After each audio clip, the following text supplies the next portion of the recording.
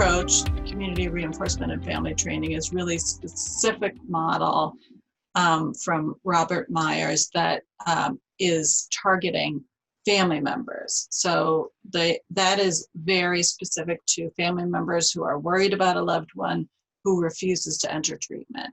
And so a lot of the strategies that we talk about in Beyond Addiction are really at the heart of it is from the CRAFT approach.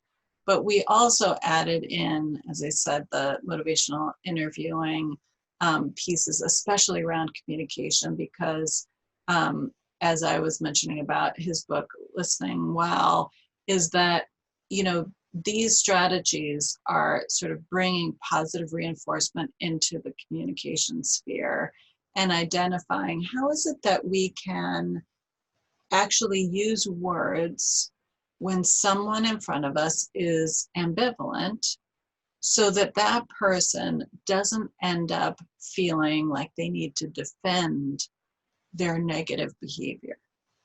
Because inadvertently, this happens all the time.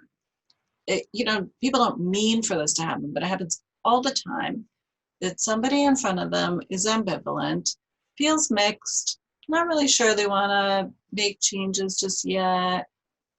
And then in the process of speaking with them, they end up defending their negative behavior. And why would that be? That it happens as a process of the communication between two people. And if you are leaning heavy on one side of the teeter-totter, then the other one goes up. Like it's sort of a natural interactive pattern that if you are sort of come down heavy on one side, don't you think you should change? Really, you're going to be much happier if you do change. The natural impulse is just to say, yeah, but, there's this other thing. And so the strategies with motivational interviewing are very specifically targeting that moment of time when the person is ambivalent and you don't want to say things that make them dig in to their position, and help them sort of explore their ambivalence and sort of side with them in the sense of being empathic and allowing them some space to kind of play with, well, on the one hand this, on the other hand that, tell me more.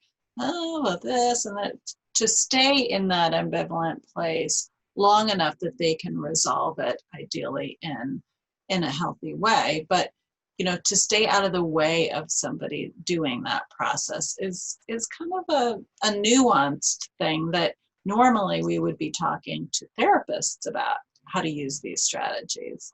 But Bill Miller from Motivational Interviewing really brings it into a layperson's terms as well. Like, how can everyday people use these strategies in their communication? And then ACT, acceptance and commitment therapy, is in part brings in this concept of values. Like, I think we tend to forget, I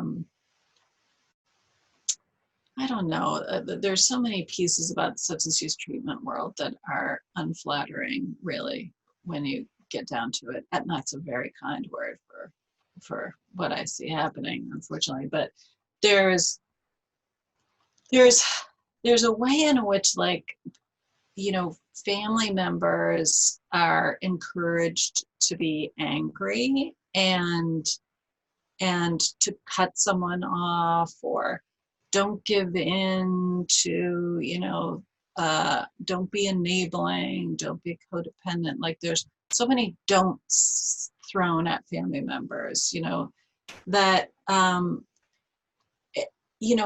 I think this piece about, like, what really matters to you as a family member, as a parent, like, what about this person matters to you? What about being a parent matters to you? What kind of parent do you want to be? Do you want to be a really punitive parent that's kicking their kid out? I don't think anybody says yes to that question. Like, and yet that's not the question that we pose to people typically. But when you do pose that question, you think about what really matters to you. And if the answer is like being an empathic parent, that my kid knows they can come to me no matter what's going on, well, then I have to start thinking differently about how I communicate, even if they're doing things that scare me. I have to think about, like, how do I say things in a way that makes me a receptive person for them to come to? How do I make myself a person that has an open door to communication, even if the information they have to share with me is frightening? So that's where ACT comes in, is to think about the values part of this.